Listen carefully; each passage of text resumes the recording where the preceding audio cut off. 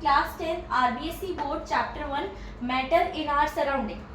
Matter in our surrounding हमारा chapter 1 है, जो बेसिकली उन चीज़ों के ऊपर डिपेंड करता है जिन मटेरियल्स को हम अपनी सराउंडिंग्स में देखते हैं। सराउंडिंग मतलब अपनी सराउंडिंग्स में, यानी अपने आसपास, अपनी इन्वायरमेंट में वैरायटी ऑफ थिंग्स हैं जो डिफरेंट शेप्स में, डिफरेंट साइजेस में, डिफरेंट टेक्सचर्स में हमको देखने को मिलती है। और everything what we have in our universe is made up of a material. तो अगर मैं बात करूँ सिंपल लैंग्वेज में, जो मैटर होता है उसे हम मटेरियल बोलते हैं, एंड जो सराउंडिंग होती है दैट इज आवर इन्वायरमेंट। जो इन्वायरमेंट है वो कोई भी लिविंग बीइंग या non living being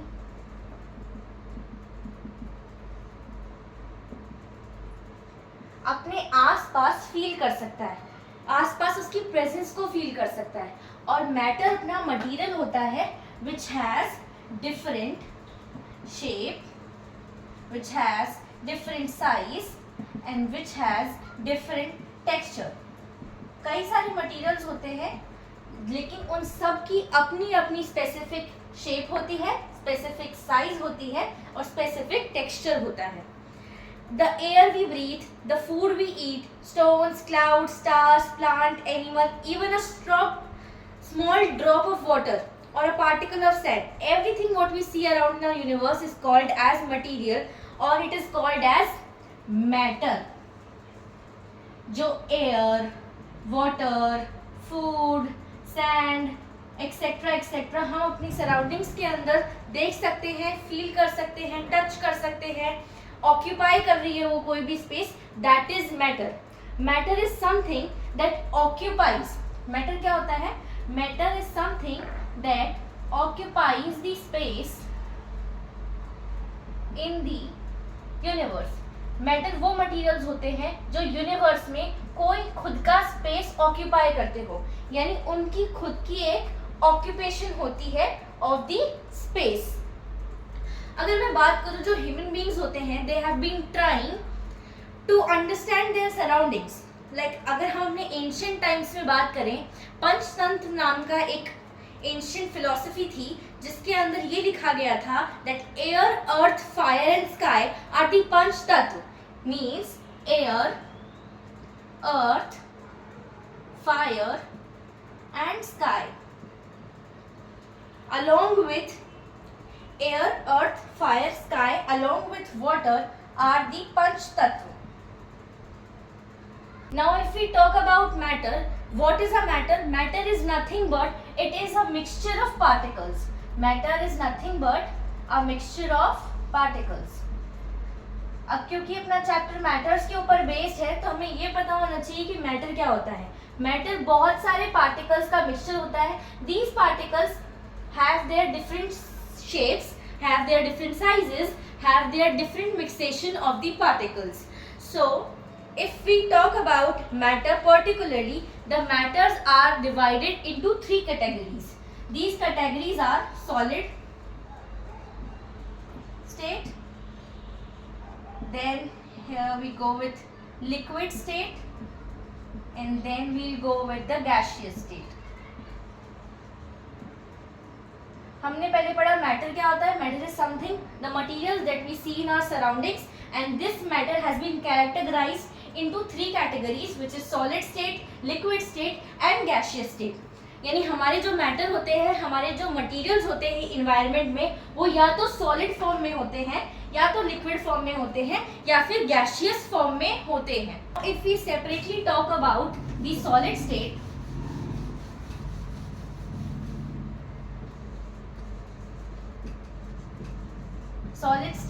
solid state means the materials which are solid in shape, means they which are hard in shape and touchable, hard, touchable, rigid materials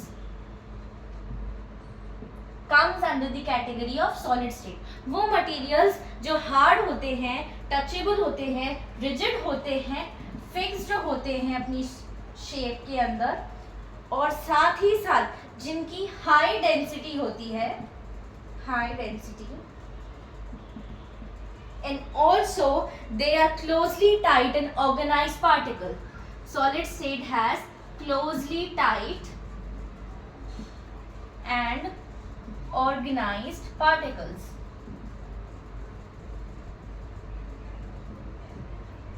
तो हम solid state के बारे में पढ़ रहे थे. सॉलिड स्टेट के अंदर वो मटेरियल्स आते हैं जो हार्ड होते हैं, टचेबल होते हैं, रिजिड मटेरियल्स होते हैं which are tightly bounded, which have fixed shape, which has high density, which are closely tied and organized particle. जैसे अगर हम बात करते हैं किसी क्यूब की, ये क्यूब है which is a dice. Dice क्या होगा? Dice comes under the solid state. Why? Because it has its fixed shape, fixed texture. It is hard. It is a rigid material. It is closely tied, and we can hold it into our hands properly without disorganizing any of the particles. यानी हम इस material को अपने हाथ में touch कर सकते हैं, छू सकते हैं एनी टाइम एनी प्लेस, और उसके अंदर के जो पार्टिकल्स होंगे वो कभी भी डिसऑर्गेनाइज नहीं होंगे because it is fixed.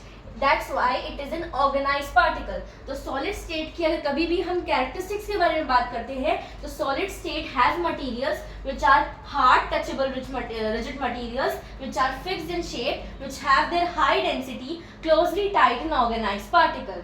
Understood?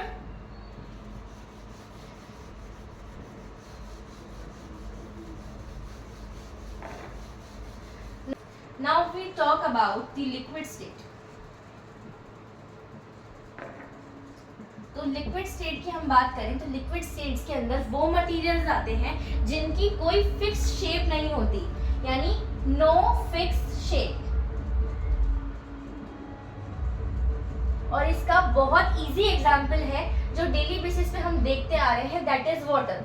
अगर हम वाटर का डायग्राम कुछ देखें तो वाटर बिना किसी कंटेनर के ऐसा ही कुछ दिखता है, यानी इसकी कोई फिक्स शेप नहीं होती. अगर हम वाटर को ग्लास में डाल देंगे it will take the shape of the container in which we are putting it into it. So liquid की हम ये बोल सकते हैं कि कोई इसका फिक्स शेप नहीं होता. और लिक्विड स्टेट की क्या कैपेबिलिटीज होती हैं, क्या कैरेक्टरिस्टिक्स होते हैं कि ये फिक्स्ड वॉल्यूम में होता है. फिक्स्ड वॉल्यूम मतलब अगर मैंने 1 लीटर पानी लिया ग्लास के अंदर तो ऑब्वियसली उसके अंदर 1 लीटर पानी ही स्टोर होगा. No other particles can be combining into it.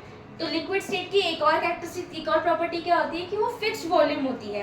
अगर हम एक और कैरेक्टरिस्टिक के बारे में बात करें अगर लिक्विड स्टेट की, that is average to high density होती है. डेंसिटी मीन्स गहराई, average to high density. Liquid state की क्या डेंसिटी होती है? एवरेज टू हाई डेंसिटी मिलती है.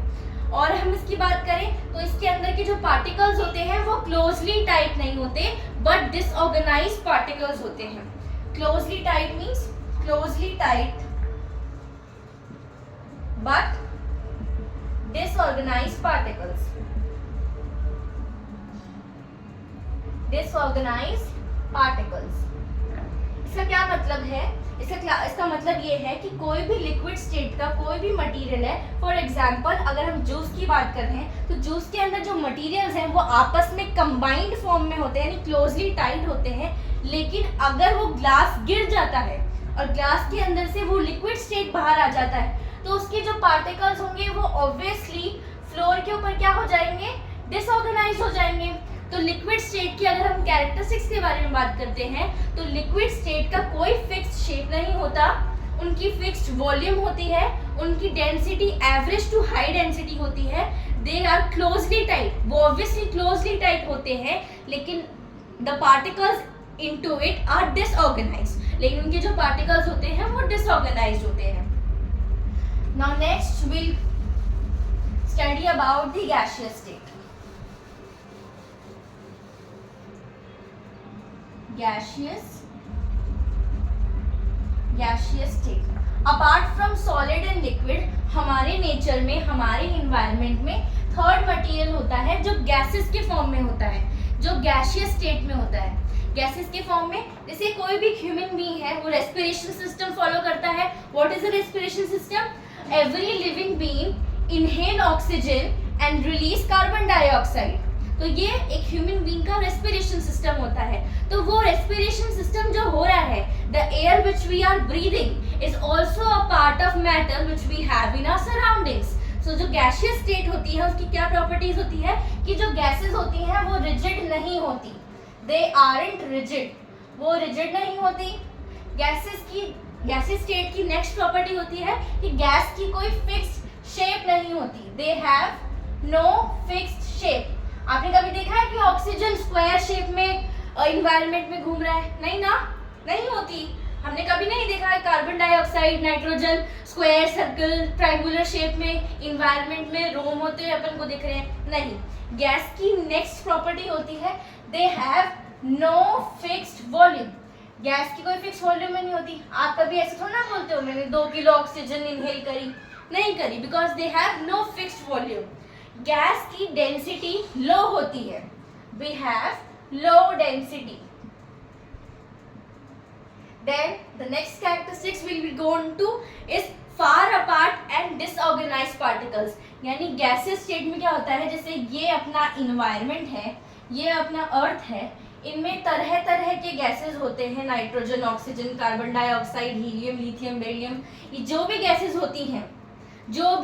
होती हैं, ये फार अपार्ट होती है, यानी एक दूसरे से काफी दूर होती हैं और डिसऑर्गेनाइज होती हैं. तो गैसेस का नेक्स्ट कैरेक्टरिस्टिक्स हम बात कर रहे हैं, that is far apart and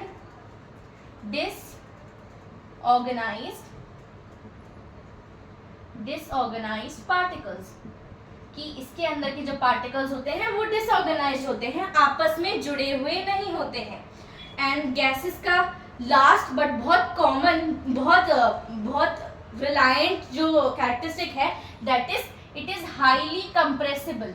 highly compressible means आपने देखा होगा किसी सीएनजी सिलेंडर के अंदर गैसेस स्टोर की जाती हैं, बट दे कैन भी, जैसे कोई भी सीएनजी सिलेंडर होता है इसके अंदर जैसे गैसेस होती हैं, वो गैसेस क्या होती है, कंप्रेस करके ही तो रखी जाती है एनवायरनमेंट के अंदर, पकड़ पकड़ के थोड़ा लाते हैं. कहीं गैस स्टोर होती है, वो गैस के अंदर ट्रांसफर होती है, उस ट्रांसफर्ड गैस को हम बोलते हैं compressed gas.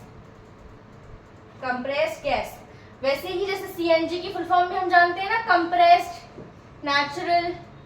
Compressed natural gas means gas can be compressive. तो गैस की ये प्रॉपर्टी क्या होती है, that it is highly compressible. ये थे तीनों states of matter, which is solid, liquid and gas, and we have studied so far their characteristics and properties. So अगर टेक्स्ट बुक के अंदर पीछे ये क्वेश्चन है that what are the characteristic properties of states of matter, तो I hope आप सब को लिखने में केपेबल होंगे. नाउ अब हम आगे बात करते हैं. सो आरबीएसई स्टूडेंट्स, नेक्स्ट अगर आप टेक्स्ट बुक पढ़ते हैं तो we have a question that can matter change its state. इस क्वेश्चन का मतलब ये है कि क्या कोई मैटर अपना स्टेट को चेंज कर सकता है, विच मीन्स क्या कोई सॉलिड मटेरियल अपने स्टेट को चेंज करने के बाद लिक्विड या गैसियस स्टेट के अंदर चेंज हो सकता है या नहीं. This is the question that can matter change it's state. तो उसका एक एग्जांपल यही है. इसने क्या पूछा है बेसिकली, क्या कोई भी matter, it can be any matter, neither either solid, either liquid और गैसियस, इनमें से कोई भी मैटर इन स्टेट्स के अंदर चेंज हो सकता है या नहीं. तो इसका एक डेली लाइफ एग्जांपल हम अपने सराउंडिंग्स के अंदर क्या देखते हैं, we see that if we have an ice cube, हमारे पास एक आइस क्यूब है. अगर उस आइस क्यूब को मैं किसी टेम्परेचर के ऊपर रख देती हूँ और गर्म करती हूँ, तो on heating the ice cube will turn into water.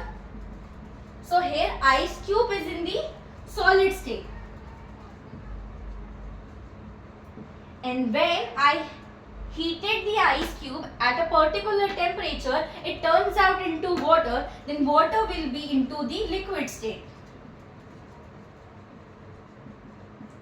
And if the water is heated on a particular temperature, the water vapor turns out we'll get the vapor, and the vapor here is in the form of gaseous state. तो ये है हमारा daily life example कि कोई भी matter, ice cube क्या था, एक सॉलिड मटेरियल था. आइस क्यूब आपने देखी होगी, आइस की छोटी सी क्यूब, बर्फ की क्यूब. अगर मैं उसको एक टेम्परेचर के ऊपर रख दूं तो at a certain point of time that ice cube will turn into water, and then water will become then the state of the water will become into the liquid state. तो मैं solid state से liquid state के अंदर transfer कर चुकी हूँ. But if we talk about water, here the water is in the liquid state, and if I heat the water at a particular temperature, the water turns out to be vapor, and the vapor will become the gaseous state. तो आपकी text book के अंदर page number 6 पे ये question है that can matter change its states. तो yes, matter can change its states because we have these observation that solid as in ice, liquid as the familiar water, and gas as the water vapor. It will turn out each other state into different state. तो ये conversion of ice to water, conversion of water to water vapor is the answer of can matter changes state. तो अगर इसका मैं आपको proper textual answer लिखवाऊं तो वो answer होगा that yes, the matter can change its state. For example, video को pause करके खुद एग्जाम्पल लिख लीजिए. For example, the conversion of ice cube into water, and later the conversion of water into water vapor. These are the two examples for the above. So this was the question that can matter change its state. So yes, the matter can change its states. For example, conversion of ice cube into water, and the conversion of water to the water vapor. Now next we'll jump up to things, that is melting point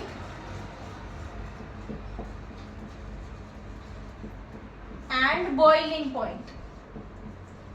तो next अगर आप chapter read करोगे तो आपको ये दो terms नजर आएंगी, which is melting point and boiling point. अब melting point and boiling point क्या होता है? मेल्टिंग का मतलब होता है पिघलना, ये इसकी टर्मिनोलॉजी से समझ में आ रहा है, एंड बॉइलिंग मीन्स उबलना.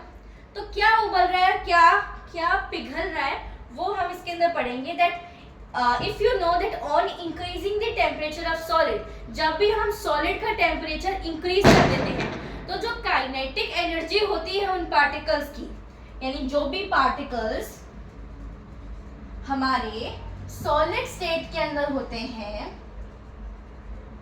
अगर हम उनका टेम्परेचर इंक्रीज कर देते हैं, तो due to the kinetic energy of the particle increases, that the particle starts vibrating with the greater speed. तो अगर उनको हम एक एनर्जी प्रोवाइड कर देंगे तो ऑफ कोर्स वो पार्टिकल्स क्या होंगे, एक एनर्जी के साथ क्या होंगे, वाइब्रेशन करना शुरू कर देंगे. And that vibration with in greater speed will come up to an energy which is supplied by the heat which overcomes the force of attraction between the particles. अब यहाँ वो force of attraction क्या है? The moving particle which are moving freely. अगर मैं एक solid state को temperature के अंदर रख दूंगी, for example वापस हम आइस क्यूब का एग्जाम्पल लेती हूँ. अगर आइस क्यूब पिघल के पानी बन जाती है तो आइस क्यूब के जो पार्टिकल्स आपस में बाउंडेड हैं वो फैलने लग जाएंगे. अब मैंने इसको हीट प्रोवाइड करी है, क्या प्रोवाइड करी है, हीट प्रोवाइड कराई है. तो मेरे हीट प्रोवाइड करवाने के बाद जो पार्टिकल्स इधर उधर डिस्ट्रीब्यूट हो गए हैं, स्कैटर्ड हो गए हैं, वो क्या करने लग जाएंगे, उस एनर्जी की वजह से श्रिंक करने लग जाएंगे, यानी वाइब्रेट करने लग जाएंगे. और जब वो वाइब्रेट करेंगे एट डिफरेंट स्पीड, वो एक फोर्स ऑफ अट्रैक्शन को कैप्चर करेंगे. तो एक स्टेज के ऊपर हम जाकर के पहुंचेंगे. The stage is when we reach the solid will be melted. Solid melt हो चुका होगा and it got converted into liquid. So the minimum temperature at which a solid melts to become a liquid at the atmospheric pressure is called as melting point. यानी वो point जब एक solid state liquid state के अंदर convert हो जाता है by giving atmospheric temperature और atmospheric pressure, that is called as melting point. तो आप सब मेरे साथ की डेफिनेशन लिख लीजिए, that the point at which the solid state converts into liquid state by adding atmospheric temperature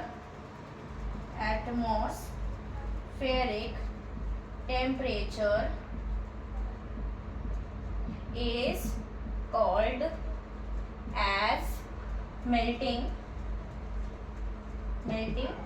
point. वो पॉइंट जिस पॉइंट पे हमारा सॉलिड स्टेट लिक्विड स्टेट के अंदर चेंज हो जाता है by adding the atmospheric temperature is called as melting point. किस पॉइंट को मेल्टिंग पॉइंट बोलते हैं? वो पॉइंट जिस पे सॉलिड स्टेट लिक्विड स्टेट के अंदर कन्वर्ट हो जाता है by adding the atmospheric pressure is called as the melting point. जो मेल्टिंग पॉइंट होता है बेसिकली आपसे एग्जाम्स में पूछा जाता है कि आइस का मेल्टिंग पॉइंट क्या होता है. तो the melting point of ice, generally the melting point of ice, एक आइस के पिघलने का पॉइंट जो टेम्परेचर होता है दैट इज 273.5 केल्विन. यानी जब 273.5 केल्विन टेम्परेचर आइस को प्रोवाइड कराया जाता है तब आइस पिघलना शुरू होती है. So the process of melting that is change of solid state into liquid state is known as fusion. Fusion क्या होता है? फ्यूजन बेसिकली वो प्रोसेस होता है मेल्टिंग का जिसके अंदर सॉलिड स्टेट और लिक्विड स्टेट चेंज होते हैं. मेल्टिंग पॉइंट के अंदर एक और टर्मिनोलॉजी है दैट इज फ्यूजन. फ्यूजन क्या होता है? फ्यूजन इज बेसिकली वो प्रोसेस है जो मेल्टिंग के लिए होता है. The process of melting in which solid changes to liquid. जब भी सॉलिड स्टेट लिक्विड स्टेट के अंदर चेंज होता है उस प्रोसेस को हम फ्यूजन बोलते हैं. क्या बोलते हैं? उस प्रोसेस को हम फ्यूजन बोलते हैं. Now we'll study about the another conversion. That another conversion is कि whenever we see the amount of heat energy that is required to change any solid into liquid at an atmospheric pressure, we know that that is a melting point. But when that liquid at the atmospheric pressure starts melting, that point is known as latent heat of fusion. अब एक melting point में exams में basically एक definition पूछी जाती है. That definition is about latent heat of fusion. अब paper में पूछ लिया जाएगा latent heat of fusion क्या होता है, तो उसकी डेफिनेशन ये होती है कि वो अमाउंट ऑफ हीट एनर्जी जो हमको चाहिए होती है किसी भी 1 किलो के सॉलिड को लिक्विड में चेंज करने के लिए at an atmospheric pressure with an melting point is called as latent heat of fusion. आइए मैं आपको लिखवा देती हूँ that the amount of energy, वो amount of energy which is that amount of energy which is required to convert 1 kg of solid into liquid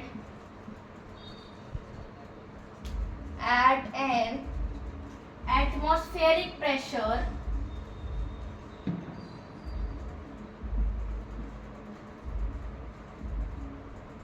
at its melting point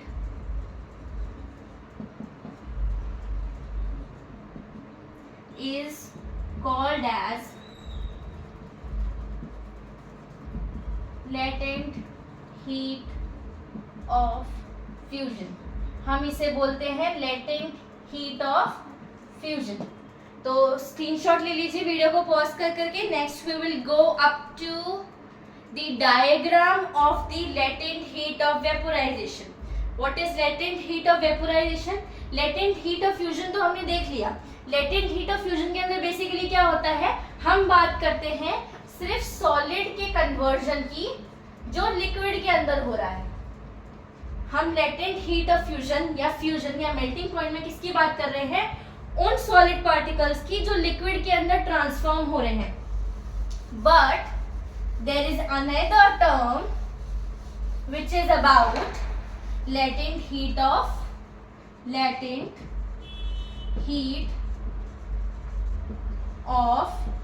vaporization.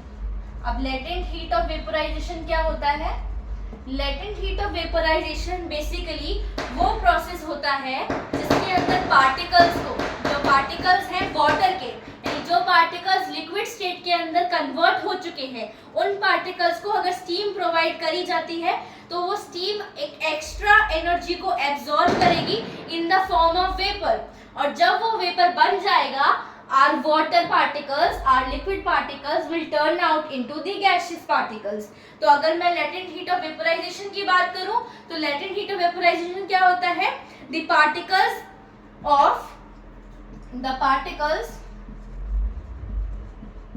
The particles from the liquid state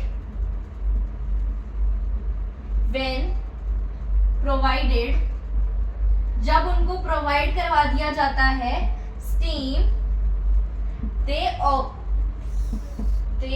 absorbed the extra energy. तब वो क्या करते हैं, extra energy को absorb करते हैं and then turns out और बदल जाते हैं in the form of vapor. तो ये जो प्रोसेस होता है हमारा, ये होता है latent heat of vaporization. क्या होता है ये process, latent heat of vaporization. अगर मैं इसके डायग्राम के थ्रू आपको समझाना चाहूँ तो इसका डायग्राम के थ्रू ये होता है कि जब भी कोई सॉलिड स्टेट की हम बात कर रहे हैं, सॉलिड स्टेट को अगर हम हीट करेंगे तो हम लिक्विड स्टेट के अंदर कन्वर्ट हो जाएंगे. और जब भी हम कोई लिक्विड स्टेट को हीट देंगे, we will convert into gaseous state. लेकिन अगर हम इसका रिवर्स करें, रिवर्सिबल रिएक्शन करें, ये रिएक्शन तो क्या है, इरिवर्सिबल रिएक्शन है. लेकिन अगर हम एक रिवर्सिबल रिएक्शन करें तो दैट विल बी कि अगर हम किसी गैसियस स्टेट को कूल डाउन करेंगे तो वो कन्वर्ट हो जाएगी लिक्विड स्टेट के अंदर. और अगर हम किसी लिक्विड स्टेट को कूल डाउन करेंगे तो they will be converted into the solid state. और इस प्रोसीजर को we infer that the state of matter can be change into another state by changing the temperature. It means सिर्फ temperature के change करने से, मैंने टेम्परेचर को ही change किया है, सिर्फ टेम्परेचर को चेंज करने से एक स्टेट से दूसरे स्टेट, दूसरे स्टेट से तीसरे स्टेट और तीसरे स्टेट से वापस back to normal first state हम कन्वर्ट कर सकते हैं. These are the process of melting point, fusion, vaporization and also the conversion of solid state to liquid state to gaseous state and comes up to back to normal, which is gaseous state to liquid state to solid state. Next topic is the effect of change of pressure. यानी अगर हम pressure का change करते हैं, the effect of change of, अगर हम pressure के अंदर कोई चेंज करते हैं तो उससे हमारे एनवायरनमेंट में क्या अफेक्ट होगा. तो क्या अफेक्ट आपको लगता है होगा. So whenever we see that on applying the pressure and reducing the temperature, the liquefying of gases start to happen. Liquefying of gases क्या है कि अगर और उसे स्टोर किया जाता है हाई प्रेशर के ऊपर। अगर हमारे पास कार्बन डाइऑक्साइड है and that is stored into high pressure, वो हाई प्रेशर के अंदर अगर स्टोर होती है तो उसका क्या मतलब होता है कि जो सॉलिड्स कार्बन डाइऑक्साइड है वो कन्वर्ट हो जाएगी directly to the gaseous state. और अगर हम उसका प्रेशर कम कर देते हैं कितने भी टेम्परेचर का, फॉर एग्जाम्पल 1 एटमॉस्फेरिक टेम्परेचर का प्रेशर हम चेंज कर देते हैं, तो without coming into the liquid state that will convert into the another form of state. So this is the reason why solid carbon dioxide is known as dry ice. और इसी का मतलब क्या होता है कि जो ड्राई आइस हम जिससे बोलते हैं वो होती है carbon dioxide, because it is stored into a several form of pressure and on changing the atmospheric pressure we will convert the gaseous state of the carbon dioxide into the liquefied state, which is also called as, अगर हम इसको normal language में बोलते हैं तो जो solid carbon dioxide होती है उसे हम ड्राई आइस बोलते हैं। क्या बोलते हैं? Dry ice. So we can say that pressure and the temperature determine the state of a substance, whether it will be a solid, liquid or gas. मैंने क्या बोला, अगर मैं उसको आप डायग्राम के थ्रू समझाऊं कि अगर हम प्रेशर का चेंज कर देते हैं, प्रेशर बढ़ाने के बाद जो सॉलिड हो जाता है, सॉलिड कन्वर्ट हो जाता है लिक्विड में, तो सॉलिड का लिक्विड में चेंज होना है solidification. That process is called as solidification.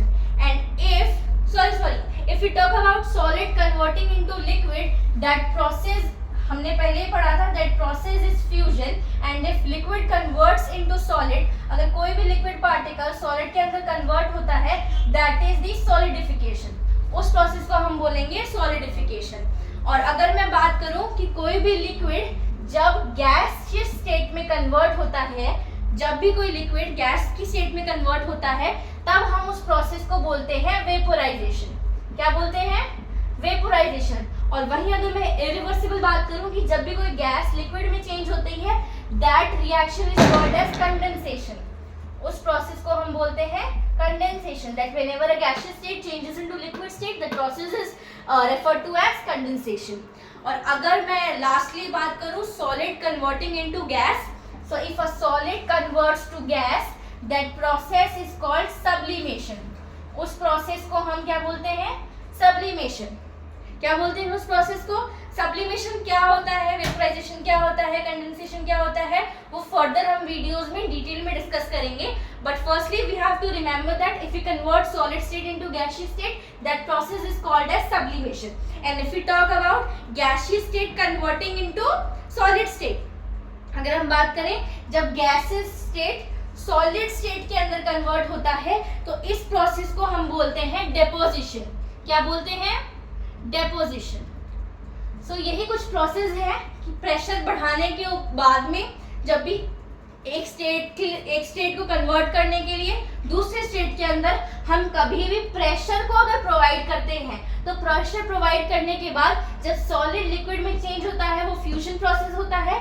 Liquid जब सॉलिड में चेंज होता है उसे हम सॉलिडिफिकेशन बोलते हैं। वैसे ही जब लिक्विड गैस में चेंज होता है, that process is termed to be as vaporisation. और जब गैसियस स्टेट कन्वर्ट होता है लिक्विड के अंदर, that process is called as condensation. Same to same, जब गैस सॉलिड के अंदर चेंज होती है उस प्रोसेस को हम सब्लिमेशन बोलते हैं। और जब सॉलिड गैस में चेंज होती है उसको हम सब्लिमेशन बोलते हैं। और जब गैस हमारे पास सॉलिड में चेंज होती है उस प्रोसेस को हम डेपोजिशन बोलते हैं। क्या बोलते हैं? डेपोजिशन। अब इन प्रोसेस को हम आगे पढ़ेंगे। तो सबसे पहला प्रोसेस जो हमें पढ़ने की जरूरत है, दैट इज इवेपोरेशन। इवेपोरेशन का आपने स्मॉल क्लासेस में, इन्वायरमेंटल साइंस में, जीके में भी आपने पढ़ा होगा, दैट इज इवेपोरेशन। इवेपोरेशन क्या होता है? इवेपोरेशन, अगर हम इवेपोरेशन की बात करें, evaporation is nothing but a process in which the change of liquid into vapor at any temperature below its boiling point is called as evaporation. Evaporation क्या होता है? Evaporation is nothing but liquid state का vapour में change हो जाना। किस में change हो जाना? वेपर में। यानी वेपर को अगर हम हिंदी में बात करें तो वेपर को हम हिंदी में बोलते हैं धुएं के अंदर चेंज हो जाना। जब कोई भी लिक्विड स्टेट धुएं के अंदर या वेपर के अंदर चेंज हो जाता है by providing any sort of temperature, कोई भी टेम्परेचर प्रोवाइड करने के बाद, बॉइलिंग पॉइंट से बिलो है। बिलो क्यों है बॉइलिंग पॉइंट से? क्योंकि अगर वो चीज बॉईल हो जाएगी, बॉईल होने के बाद तो obviously that will remain into the liquid state, वो लिक्विड स्टेट के अंदर ही रहेगा बॉईल होने के बाद। कि अगर मैं ठंडे पानी को गर्म पानी में कन्वर्ट कर दूं, रहेगा तो वो पानी ही, यानी वो लिक्विड स्टेट ही रहेगा। बट फर्क क्या आएगा कि जब हम उसको वेपर के अंदर चेंज करेंगे, तो वेपर के अंदर चेंज करने के बाद that process will be termed as evaporation, उस प्रोसेस को हम evaporation बोलते हैं। तो इसकी डेफिनेशन मैं आप लोगों को लिखवा देती हूँ। evaporation is nothing but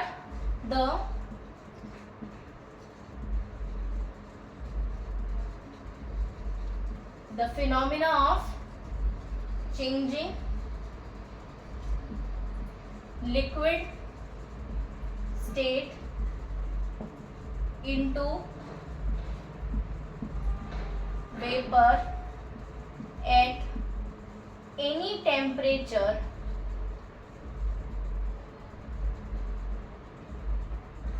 below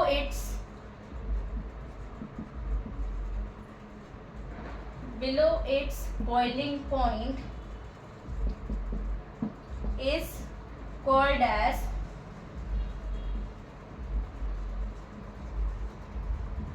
evaporation. उसे हम बोलते हैं इवेपोरेशन। तो ये थे इवेपोरेशन के बारे में हमने कुछ पढ़ा था। हमने इससे पहले लेटेंट हीट ऑफ वेपोराइजेशन के बारे में पढ़ा, लेटेंट हीट के बारे में पढ़ा, फ्यूजन के बारे में पढ़ा, मेल्टिंग पॉइंट के बारे में पढ़ा। अब इसके बाद के जो प्रोसेस हैं वो हम नेक्स्ट वीडियो में कवर करेंगे। यहाँ तक अगर आपको कोई डाउट हो तो आप कमेंट कर दीजिए, और अगर आपको वीडियो पसंद आए तो वीडियो को लाइक कीजिए, चैनल को सब्सक्राइब कीजिए, and stay tuned guys for the next lesson which we are going to start about the condensation, then we'll cover the sublimation and the rest of the chapter, और chapter के पीछे के जो questions होते हैं वो भी हम कवर करेंगे। So stay tuned, press the bell icon to get notified anytime I post.